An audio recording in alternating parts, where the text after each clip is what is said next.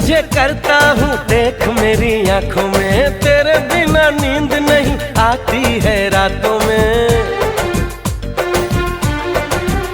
हाय प्यार तुझे करता हूँ देख मेरी आंखों में, तेरे बिना नींद नहीं आती है रातों में। मीठी मीठी प्यारी प्यारी तेरी इन बातों में आ गई मैं, आई पिया ले ले मुझे बाहों में। ओए दिल दिया तुमको ये लो, झूठ मत बोलो सजन रे, झूठ मत बोलो सजन रे, झूठ मत बोलो सजन रे, झूठ मत बोलो।